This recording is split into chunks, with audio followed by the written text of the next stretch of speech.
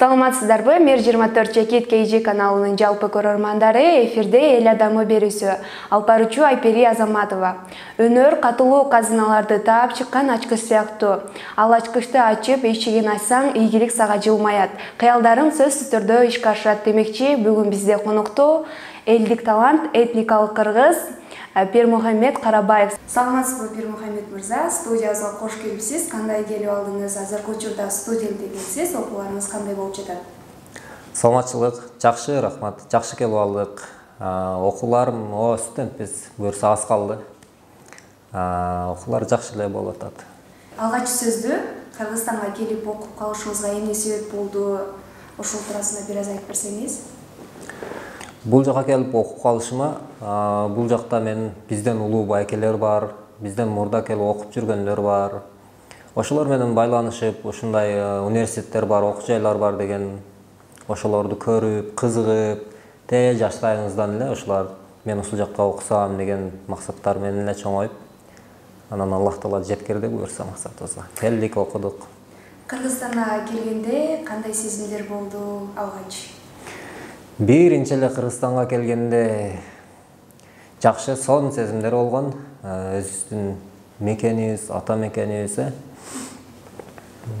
Жакшы сезимдер болгон. Кыргызстанда бир аз да болсо жашап, окуп калдыңыз, окунуп аяктагандан кийин өзүңүздүн туулуп өскөн жериңизге кетесизби же ошол Кыргызстанда калып, ишиңизди улантып, Кыргызстандын өнүгүшүнө бир аз да болсо салым кошосузбу? Буйруса мен максаттарым бул жакта эле калыш. Окуумду бүтсөм бул жакта отурукташып, ушул жактан пландарым бар, иштеримди ушул жактан улантып, ал жактан ата-энемди алып келип дегендей. Сизде өзгөчө катылып жаткан талант бар экен. Интернет булактарынан тактап айтканда YouTube'дан 5 жыл мурунку гитара менен ырдаган ырыңызды көрүп калдык. Ырга болгон шырыңыз кандай, кайсыл жактан болгон? Ырга болгон шыгыз жаш кезибизде биринчи эле комузга кызыгып, анан комуз сыяктуу ырдап, кийин гитарага өтүп, мектепте оюн зооктордо, ноорузддарда ырдачып. Ошентип, бул менин атам да ырдайт, ырга жакын. Ырдачу эле мурда. Анан тайкелеримде да ырдагандар бар, тайкелерим да ырдайт. Ошолордон көрүп, ошолордон өткөн го. Анда эмесе ыр деп калдык. Ырчы келсе ырдат, төкмө келсе төктүр дейт. Анда сизден бир чыгарма сураналы. Макул, анда эмесе бул ыр санат ыры Гүлжигит Сатыбеков агабыздын ыры. Ушуну ырдап берейин.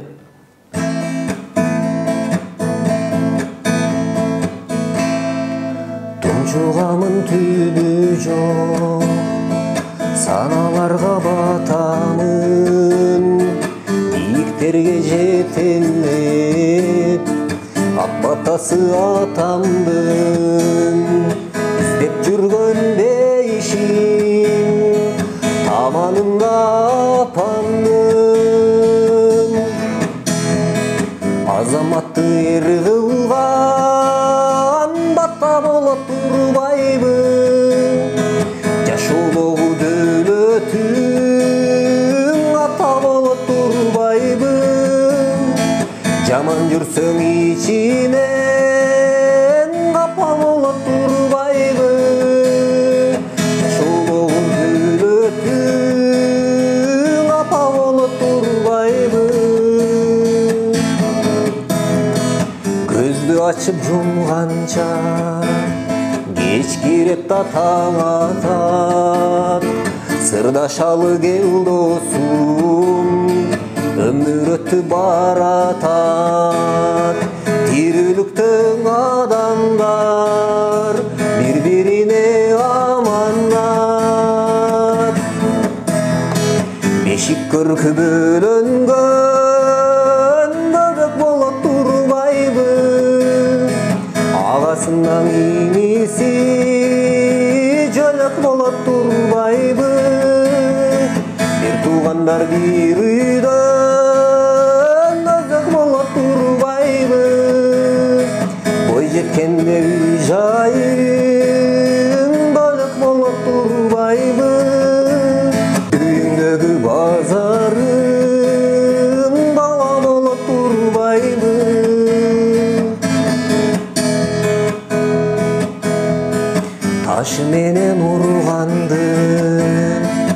Ашың менен тосуп ал, турмуш деген татал жол. Жакшы чөйрө күтүп ал, түбөлүктү жарыңды ала качпай сүйүп ал. Жалынсаң да токтобос, өмүр болот турбайбы. Назиктердин назиги көңүл болот турбайбы. Акыретте жаныңда досуң болот турбайбы. Өмүр өтсө бул дене жерде калат турбайбы. Бектер кетип кайыр элдер калат турбайбы. Азаматсыз сонун. Андан кийинки суроону берсем, ырдан сырткары, ырдагандан сырткары өзүңүздүн жеке автордук ырларыңыз барбы, ыр жазасызбы? Мен ыр жазганга ашыгым жокко эсе, өзүмдүн жеке чыгармаларым дагы жок. Бул жөнүндө ойлонуп эле жүрөм. Балким болуп калар. Гитараны кайдан үйрөндүңүз эле? Атайын окууга барып үйрөндүңүзбү же өзүңүздүн кызыкчылыгыңыз менен үйрөндүңүзбү? Жана гитарадан сырткары кандай аспаптарда ойнойсуз? Гитараны биринчи үйрөнгөндө айылдаш байкелер чертчү. Аны айылдасоон чыгып алып чертип, ырдашчы, ошолордон кызыгып, ошол бирөөнүн гитарасын алып, ошол жактан үйрөнүп, өзүм чертип, өзүм эле чертип, бирөөнүн көрүп эле үйрөнгөм. Мындан мурда, гитарадан мурда комуз ойночумун. Андан кийин гитараны үйрөнүш мага комуздан кийин оңоюраак болду го дейм. Мындан сырткары башка аспаптарды эле ойнойм.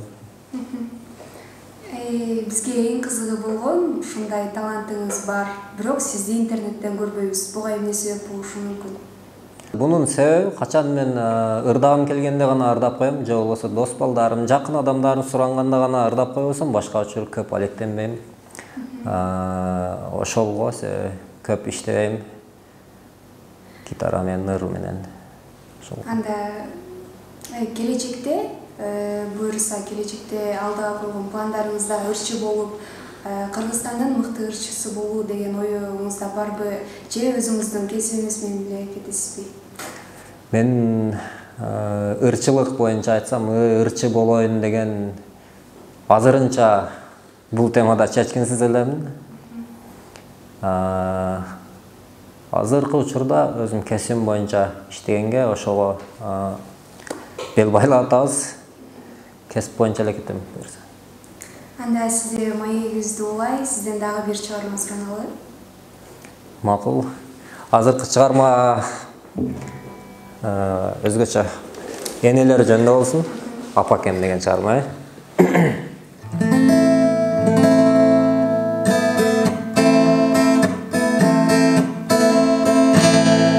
Күндө сагынам сени апакем, апакем сенсиң менин байлыгым, дүйнөдө сулуу сен го апакем, сенсиң апакем, өзүң апакем, дүйнөдө сулуу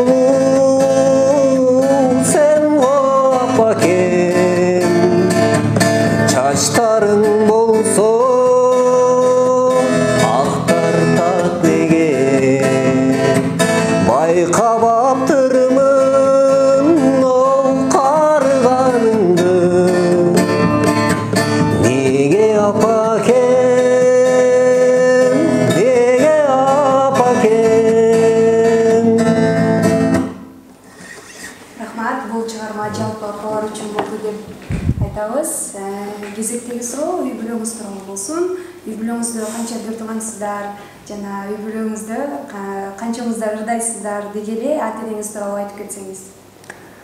Үй бүлөдө 5 бир тууганбыз.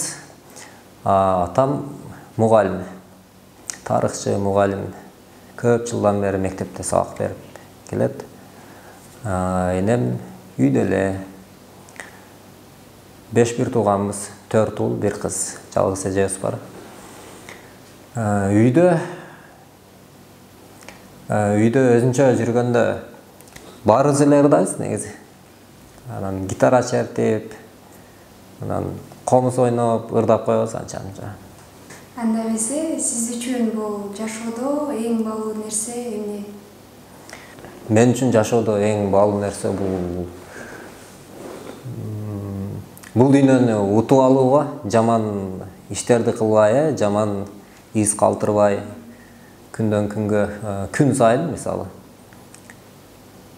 Мен көбүнчө мындай өзүнчө ойлонгондо күнүнө иштейм да, бир күн кечке урушпадымбы, анан не кылдым, жаман иш кылбадымбы деп, ал күндү жабы эртеңки күн. Ошол эң баалуу нерсе, мен бир күндү болсо да жакшы өткөрсөм деген. Бир аз да болсо алдыга койгон максаттарыңыз тууралуу айтып кетсеңиз. Алдыга койгон максаттарым бул жакта буюрса кесибим боюнча иштеп, Кыргызстанга кызмат көрсөткөн, Кыргызстанга кызмат кылган бир пайдалуу адам болоюн деген максаттарым бар. Азыркы учурда окуудан сырткары кандай жумуш менен алек болосуз, эмне менен алек болосуз?